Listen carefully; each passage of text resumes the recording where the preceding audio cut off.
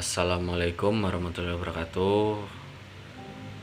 Kami dari kelompok E, Hafiz Arada Sahara dan Tri Wahyudi akan mempresentasikan hasil kerja kami yang berjudul Data dan Sumber Data. Pengertian data dan sumber data. Data adalah sekumpulan informasi yang diperoleh dari suatu pengamatan, dapat berupa angka, lambang, atau sifat. Menurut Webster New World Dictionary, pengertian data adalah things know or as, yang berarti bahwa data itu sesuatu yang diketahui atau yang dianggap. Data dapat memberikan gambaran tentang sesuatu keadaan atau persoalan.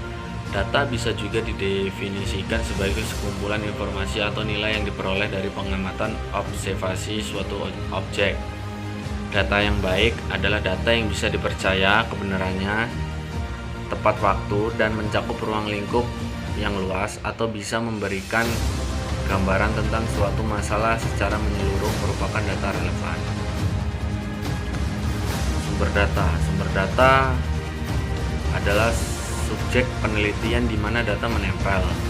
Sumber data merupakan benda, gerak, manusia, tempat, dan sebagainya. Sebagai sumber data dalam PSBK adalah merupakan data yang diperoleh yang berkaitan dengan penelitian sosial, budaya, keagamaan itu sendiri, baik dengan metode kuesioner maupun observasi.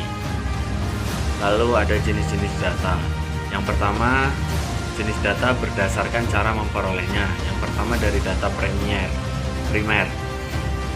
Pengertian data primer adalah data yang dapat dan dikumpulkan langsung dari objek yang diteliti oleh orang atau organisasi yang melakukan penelitian.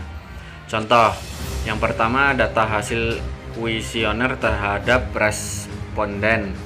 Lalu yang kedua data hasil wawancara langsung, dan yang ketiga ada data hasil survei.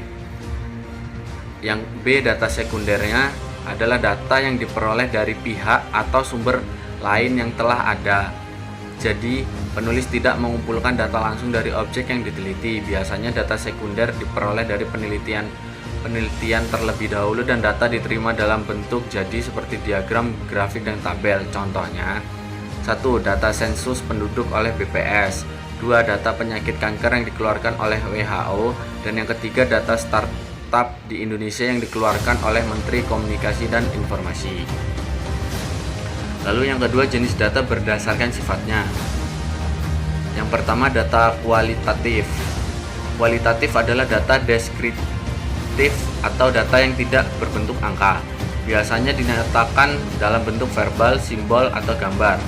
Data kualitatif dapat diperoleh melalui wawancara, kuesioner, observasi, studi, literatur, dan lain sebagainya. Contohnya, 1. Kuesioner tentang tingkat kepuasan pasien di suatu rumah sakit. 2. Kualitas pelayanan di hotel, dan lain-lain. 3. Data kuantitatif adalah data yang dinyatakan dalam bentuk angka yang diperoleh dari suatu penelitian, pengukuran, dan observasi.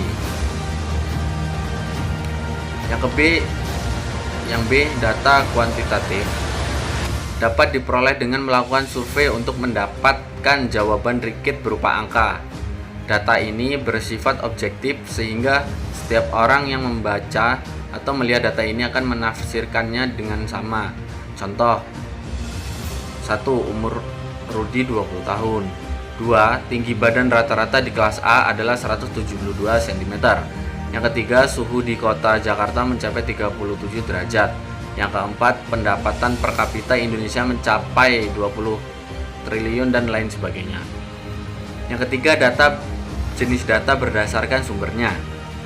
Yang pertama, data internal. Data internal adalah data yang diperoleh langsung dari suatu organisasi atau tempat dilakukannya penelitian. Contohnya, 1. Kebutuhan tenaga kerja di suatu perusahaan. 2. Jumlah karyawan di perusahaan. 3. Tingkat kepuasan karyawan di suatu institusi. 4. Data eksternal. Data eksternal adalah data yang diperoleh dari luar organisasi atau tempat dilakukannya penelitian. Yang B adalah data eksternalnya. Data eksternal adalah data yang diperoleh dari luar lingkup kerja kita. Contohnya, 1. Data kependudukan yang dikeluarkan oleh BPS. 2. Data penjualan produk perusahaan lain. 3. Jumlah siswa di sekolah lain. Yang keempat, jenis data berdasarkan waktu pengumpulannya. Yang pertama itu ada data cross section, yang merupakan data yang diambil pada satu periode waktu tertentu sehingga ia membutuhkan data di waktu lain jika ingin melakukan perbandingan. Contohnya, data penjualan suatu perusahaan pada bulan Februari 2018. Contoh yang kedua, data keuangan perusahaan pada bulan Mei 2015. Lalu yang B, ada data berkala. Data berkala adalah data yang diambil secara kontinu dari waktu ke waktu untuk mengetahui perkembangan dari objek yang sedang diamati atau diobservasi. Contohnya yang pertama, data impor beras Indonesia tahun 2010 sampai 2020. Contoh yang kedua, jumlah penjualan per hari selama bulan Agustus 2019. Yang ketiga, hasil pertanian setiap bulan selama tahun 2019. Jenis data sekunder. Data sekunder. 1. Data sekunder adalah data yang sudah diolah terlebih dahulu dan baru didapatkan oleh penelitian dari sumber yang lain sebagai tambahan informasi. Yang kedua, beberapa sumber data sekunder adalah buku, jurnal, publikasi pemerintah, serta situs atau sumber lain yang mendukung. 3. Ciri kedua dari data sekunder adalah sumbernya yang berasal dari penelitian sebelumnya. Jadi penelitian hanya mencari data tambahan dari sumber yang sudah dibuat oleh orang lain. Yang keempat, data sekunder juga bersifat kurang spesifikasi dan tidak punya kontrol dalam riset yang dibuat. Lagi-lagi, hal ini karena penelitian mendapatkan data dari sumber lain saja dan mengandalkan interpretasi. Lalu bahan sekunder, bahan hukum primernya terdiri atas peraturan perundang-undangan, jurisprudensi atau putusan pengadilan. Bahan hukum premier adalah bahan hukum yang bersifat otoritatif, yang artinya mempunyai otoritas. Bahan hukum premier yang digunakan dalam penelitian ini antara lain: 1.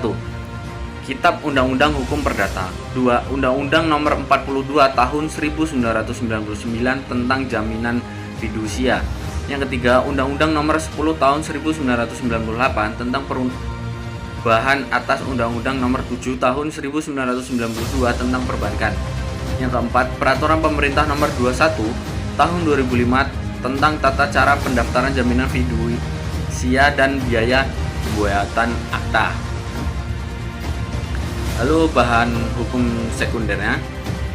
Bahan hukum sekundernya adalah bahan hukum yang dapat memberikan penjelasan terhadap bahan hukum primer. Bahan hukum sekunder tersebut adalah 1. Buku-buku ilmiah yang terkait, dan 2. Hasil penelitian. Lalu yang C, bahan hukum tersier. Bahan hukum tersier adalah bahan hukum yang dapat memberikan penjelasan terhadap bahan hukum premier maupun bahan hukum sekunder. Bahan hukum tersier tersebut adalah media internet. Jadi itu hasil presentasi dari kami. Bila ada salah kata kami mohon maaf. Saya akhiri. Wassalamualaikum warahmatullahi wabarakatuh.